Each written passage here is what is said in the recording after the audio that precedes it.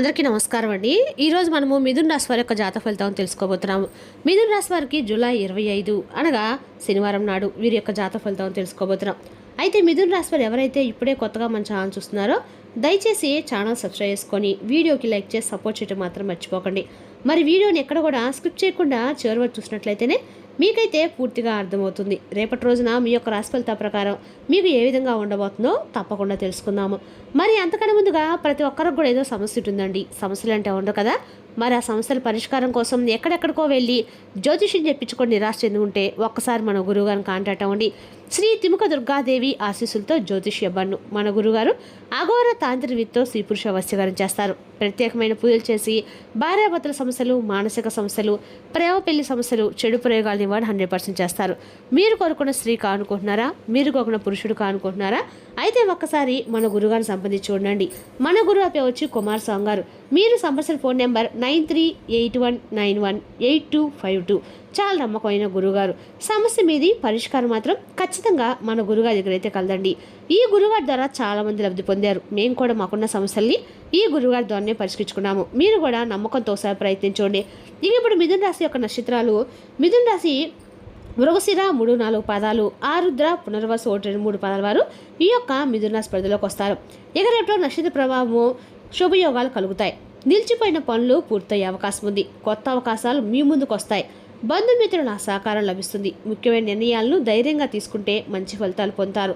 గ్రహబలాల ప్రకారము బుధగ్రహ బలము అత్యంత అనుకూలంగా ఉండి తెలివితేటలు, సంభాషణ నైపుణ్యం పెరుగుతాయి. గురుగ్రహ ప్రభావము ఆర్థిక విషయాల్లో పురోగతి, పెద్దల యొక్క ఆశీస్సులు లభిస్తాయి. శనిగ్రహ ప్రభావము పనుల్లో కొంత ఆలస్యం ఉన్నప్పటికీ చివరికి విజయం అయితే మీదేనండి. చంద్రబలము మనోధైర్యం పెరుగుతుంది. ఆవేశాన్ని తగ్గిస్తే అన్ని విధాలు మేలు జరుగుతుంది. ఇక పరిహార పరంగా రేపు శనివారము శనీశ్వర స్వామిని నువ్వుల దీపం ఆరాధించండి. విష్ణుమూర్తి లేదా హయగ్రీవ స్వామి నామస్మరణ చేయడం మంచిది.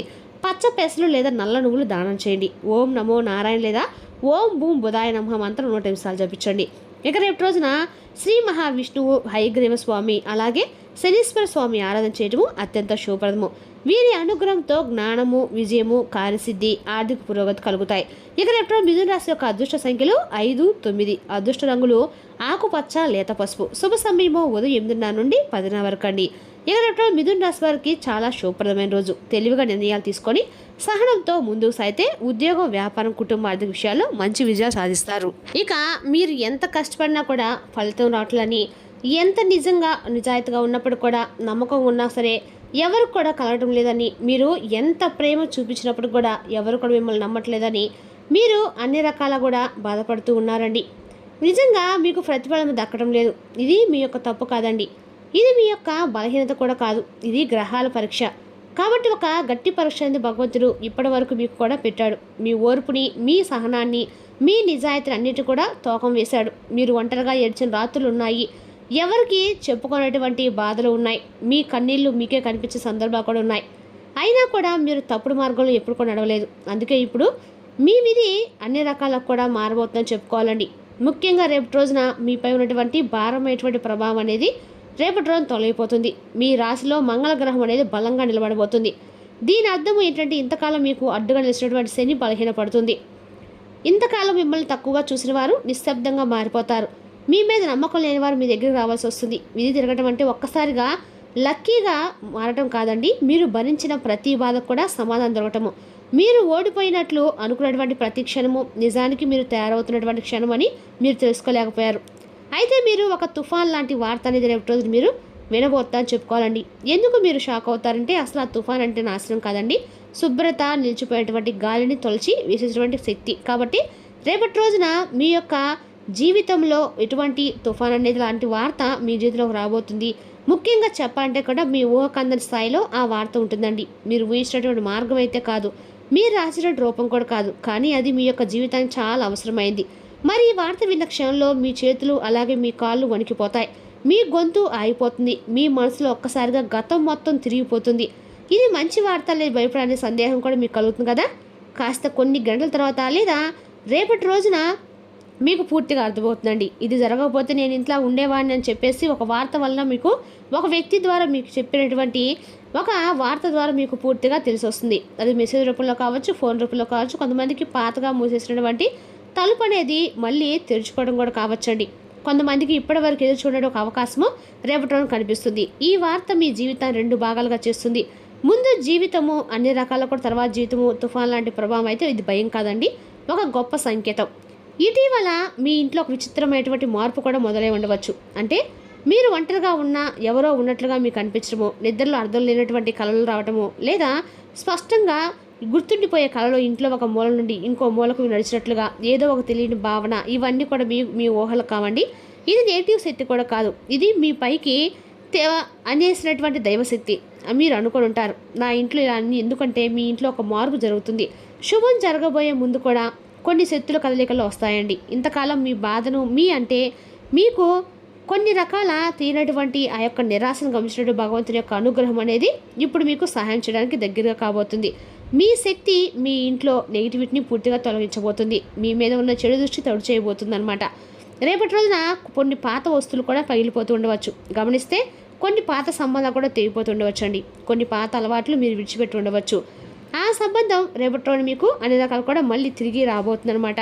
ఏదైతే మీకు భారం అనిపించిన బంధం ఉందో ఆ భారాన్ని తెంచేసి భగవంతుడు మీకు కొత్తగా జీవితాన్ని అయితే ఇవ్వబోతున్నాడని అర్థం చేసుకోండి. మీకు అంతగా కూడా మీ జీవితము పూర్తిగా మారబోతుంది అనమాట.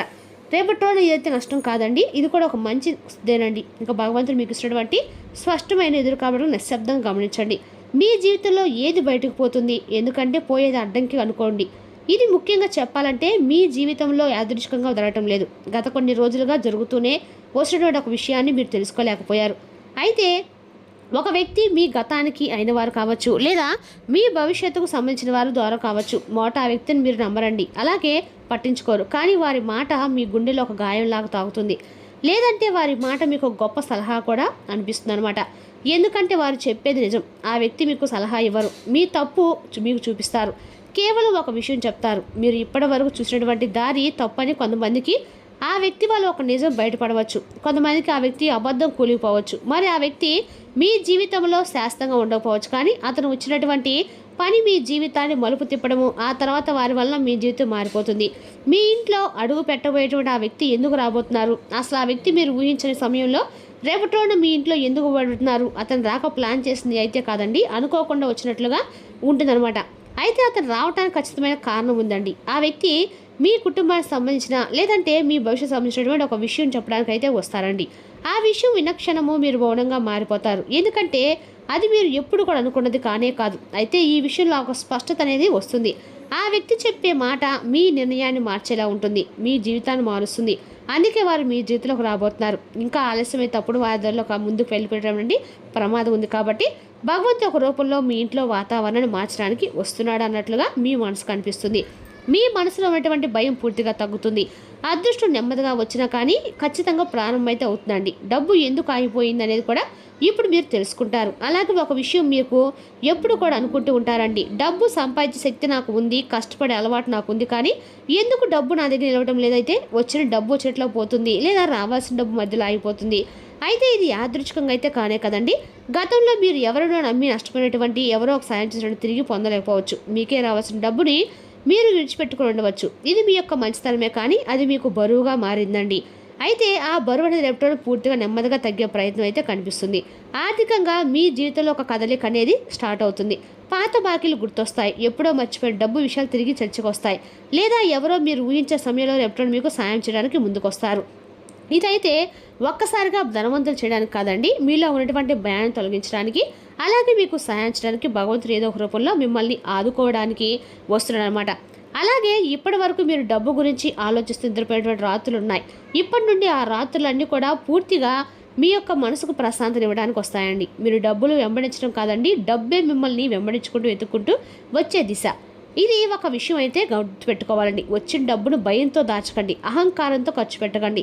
సమతుల్యతో అదృష్టాన్ని మీరు నిలబెట్టుకోవాలి. మీకు విలువ ఎందుకు రాలేదు, ఇప్పుడు ఎందుకు వస్తుంది అంటే కెరీర్ జీవితం ఎప్పుడు కూడా మీకు పెద్దగా ఆనందంగా సాగింది లేదు.